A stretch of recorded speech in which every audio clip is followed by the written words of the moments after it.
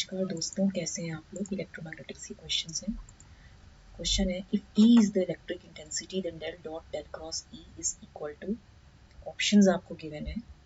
देखिए, डाइवर्जेंस जो होता है, divergence of curl of any vector field is zero. That is del dot divergence. This is your divergence of, this is del cross E. Divergence of curl of any vector field is zero. Since the divergence of any vector, since divergence of any vector is always a scalar, the divergence of curl will be zero as an output and not a null vector. Null vector तो ये नहीं होगा, इसीलिए answer में क्या आएगा, zero. Next question है, charge is distributed uniformly over the plane z is equal to 10 cm with a density of rho s is equal to 1 by 3 pi nanocoulomb per meter square. Find the magnitude of electric field intensity. देखिए, electric field intensity जो होती है E, it is the force per unit charge when placed in the electric field. Electric field intensity due to surface charge जो होता है E का क्या है, E has only Z component. If the charge is in, if the charge is in x y plane, जैसे ये x है, ये y है और ये z है. अगर यहाँ Ez है तो ये चार्ज कहाँ होगा, xy प्लेन में होगा. The electric field due to surface charge is E and it has only z component if the charge is in the xy plane. तो E is equal to rho s by twice epsilon naught Az. Calculation क्या है कि हमें निकालना है for z less than 10 centimetre. E की value फिर कितनी हो जाएगी, 1 by 3 pi into 10 की power -9 divided by 2 into 8.85 into 10 की पावर -12. ठीक है, और यूनिट वेक्टर्स जो तुमको दिया है for over the plane z is equal to 10 centimetre, तो हो जाएगा 10 into 10 की power -2. After solving you will get 6 volt per metre. 8.85 को आप 9 मान लो तो ये हो जाएगा कुछ 1/3 पाई 10 की पावर -9 इंटू यहाँ पे ये हो जाएगा 2 इंटू 9 इंटू 10 की पावर -12. और ये जो है आपका इधर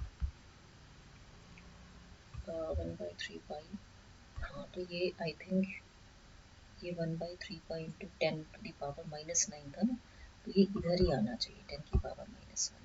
तो ये 10 की पावर माइनस हो जाएगा 10 की पावर -3. ठीक है, तो ये कुछ 2 9 जो 18 3 जो 24 समथिंग, तो 6 वोल्ट पर मीटर आंसर आएगा. ठीक है, नेक्स्ट क्वेश्चन है, the capacitor of a 10 picofarad is connected to a voltage source of 100 volt. If the distance between the capacitor plates is reduced to 50% while it remains connected to the 100 volt supply, the value of potential gradient in the second case will be. देखो, इस case में क्या है कि जैसे ये आपका capacitor की टू प्लेट्स हैं, ये पॉजिटिवली चार्ज्ड है, ये नेगेटिवली चार्ज्ड है. तो E is equal to V upon D. यहाँ पे जो इसका है ये स्पेसिंग वो D है. तो Q इज इक्वल टू क्या है, चार्ज ऑन प्लेट है. प्लेट एरिया क्या है आपका, A है. If a parallel plate capacitor with a capacitance C is connected across a voltage V, then the potential gradient can be E is equal to V by D. ये तो पता है. अब यहाँ पे आप देखो E2 by E1 is equal to V2 by V1 into D1 by D2. E2 by E1 का क्या फॉर्मूला होगा, V2 by D2 upon V1 by D1, यही होगा ना. जब आप इसे सॉल्व करोगे तो इसकी वैल्यू कितनी आएगी, ये C1 है, V1 100 वोल्ट है, D1 50% है, 100 volt supply. The value potential gradient in the second case will be, आपको निकालना, इसने बोला है कि if the distance between the capacitor plates is reduced to 50%, it means what कि आपका D1 जो है it is D, D1 is equal to D है, तो D2 आपका 50% रिप्लेस्ड है, तो ये 0.5 ऑफ D हो जाएगा. तो ये वैल्यू कितनी हो जाएगी, 100 अपॉन 100 इंटू ये हो जाएगा D अपॉन 0.5 D. तो ये E2 by E1 is equal to twice, which implies E2 is equal to twice E1. The value of Potential gradient in the second case will be twice of the earlier value. Next question है, what is the volume charge density at point P associated with electric flux field D?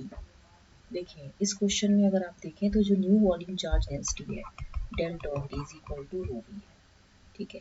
D is equal to this much आपको the electric flux density, तो रो we कैसे निकालोगे आप, del dot D, तो कैसे निकलेगा ये, del D by del x plus del D y by del y plus del D z by del z. तो यहाँ पे जो आपको दिया हुआ है रो वी वो कितना दिया है देखो, इधर अगर आप सॉल्व करोगे तो ये हो जाएगा y square plus x square plus one, ये हो जाएगा। तो जो रो वी होगा 1 to 1 इज इक्वल टू कितना हो जाएगा, 2 स्क्वायर प्लस 1 स्क्वायर प्लस 1, तो ये 4 प्लस 5 प्लस सॉरी ये 6 हो गया, 6 कूलाम पर मीटर क्यूब, तो ये वैल्यू 6 कूलाम पर मीटर क्यूब हो जाएगा, ठीक है। ये क्वेश्चन हो गया। नेक्स्ट क्वेश्चन ये वाला है, the capacitance of the arrangement shown in the figure. देखिए यहाँ पे 4 डायरेक्ट्रिक कांस्टेंट्स दिए हैं, तो हमें यहाँ पे 4 सीज निकालने पड़ेंगे, C1 C2 C3 C4। C1 कैसे निकलेगा, epsilon naught epsilon 1 a by 2 upon area भी तो है ना इसका, a is equal to 50 centimetre square. यहाँ पे ये जो एरिया इस साइड दिया है ना a बाई 2 दिया है, तो इसका मतलब ये भी a बाई 2 है, तो c is equal to epsilon a by d होता है, तो ये वैल्यू कितनी हो जाएगी बाय d1। C2 कितना हो जाएगा, again epsilon naught epsilon 2 a by 2 by d2। C3 कितना हो जाएगा, epsilon naught epsilon 3 a by 2 by d3। और जो आपका C4 होगा ये epsilon naught epsilon 4 a by 2 by d4 हो जाएगा। अब यहाँ पे आप देखो ना D1 कितना दिया है आपको, D1 दिया है 4 इंटू 10 की पावर माइनस 2, D2 कितना दिया है 6 इंटू 10 की पावर माइनस 2, ठीक है। D3 कितना दिया है 6 इंटू 10 की पावर माइनस 2, फिर D4 की वैल्यू कितना दिया है आपको, अगेन ये स्पेसिंग है ना 4 इंटू 10 की पावर माइनस 2, और एरिया आपका सब में कितना है, जो डायरेक्ट्रिक कांस्टेंट्स हैं वो आप निकाल लोगे, और एरिया जो आपको दिया है 50 सेंटीमीटर स्क्वायर, तो एरिया आपका a बाई 2 है यानी कि 50 बाई 2 यानी कि 25 सेंटीमीटर स्क्वायर। जब इसको पूरा सॉल्व कर लोगे तो ये कैपेसिटेंस अरेंजमेंट कुछ आपका ऐसे आएगा, देखिए C1 C2 C3 C4, ठीक है। तो यहाँ पे जो C इक्वलेंट होगा वो C1 C2 by C1 plus C2 plus C3 C4 by C3 plus C4। तो रिप्लेसिंग जब आप ये सब सॉल्व करोगे तो ये आपका आंसर कुछ 0.92 पिकोफैराड आ रहा है। ये आप इसकी वैल्यूज खुद निकालेंगे, ठीक है, मैंने आपको हिंट दे दिया, आंसर इसका 0.92 पिकोफैराड है। नेक्स्ट क्वेश्चन है आपका, ये क्वेश्चन होमवर्क है, ठीक है। टिल देन इसको लाइक शेयर सब्सक्राइब करना मत भूलिएगा। Thank you very